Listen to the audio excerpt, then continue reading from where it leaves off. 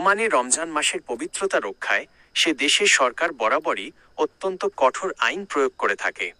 2026 সালের আসন্ন রমজানকে সামনে রেখে ওমানি রয়্যাল পুলিশ আরওপি এবং সংশ্লিষ্ট কর্তৃপক্ষ স্পষ্ট জানিয়ে দিয়েছে যে প্রকাশ্যে পানাহার বা ধূমপান করলে মুসলিম অমুসলিম নির্বিশেষে কঠোর শাস্তির মুখোমুখি হতে হবে। ওমানের দণ্ডবিধি প্যানাল কোড অনুযায়ী এই আইনের মূল বিষয়গুলো নিচে তুলে ধরা হলো। প্রকাশ্যে পানাহার ও শাস্তির বিধান। ওমানের আইন অনুযায়ী রমজান মাসে দিনের বেলা জনসমক্ষে পাবলিক প্লেস খাবার খাওয়া, পানি পান করা বা ধূমপান করা দণ্ডনীয় অপরাধ। শাস্তি: এই আইন অমান্য করলে 10 দিন থেকে 3 মাস পর্যন্ত জেল এবং 100 থেকে 300 ওমানি রিয়াল পর্যন্ত জরিমানা হতে পারে। কার জন্য প্রযোজ্য?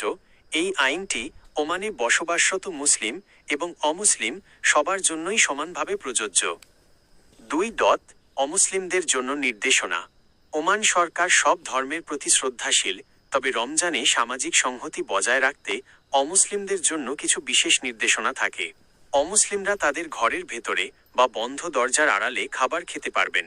অফিস বা কর্মক্ষেত্রে যদি আলাদা কোনো ঢাকা জায়গা, যেমন নির্দিষ্ট ক্যাফেটেরিয়া থাকে, তবে সেখানে তারা লাঞ্চ করতে পারবেন। কিন্তু রাস্তাঘাট, পার্ক বা গাড়ির ভেতর বসে পানাহার করা সম্পূর্ণ নিষিদ্ধ। 3. হোটেল ও রেস্তোরাঁ বন্ধ রাখা। দিনের বেলা সব ধরনের রেস্তোরাঁ ও ক্যাফে সাধারণ জনগণের জন্য বন্ধ থাকে, তবে ইফতারের কিছুক্ষণ আগে থেকে সেগুলো খোলার অনুমতি দেওয়া হয়। শুধুমাত্র কিছু নির্দিষ্ট লাইসেন্সপ্রাপ্ত হোটেল তাদের আবাসিক অতিথিদের জন্য পর্দা দিয়ে ঘেরা জায়গায় খাবার পরিবেশন করতে পারে। 4. উচ্চস্বরে গান বাজনা ও আচরণ।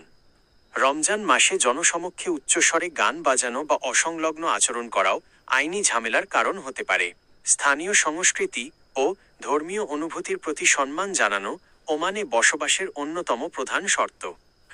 আমার পরামর্শ, আপনি যদি ওমানে থাকেন বা যাওয়ার পরিকল্পনা করেন, তবে রমজান মাসে ঘরের বাইরে পানি পান করা থেকেও বিরত থাকুন। এমনকি চুইংগাম চিবানো বা ধূমপান করাও পুলিশি ঝামেলার কারণ হতে পারে। আপনি কি ওমানের বর্তমান শ্রমবাজার বা ভিসা সংক্রান্ত অন্য কোনো তথ্য জানতে চান?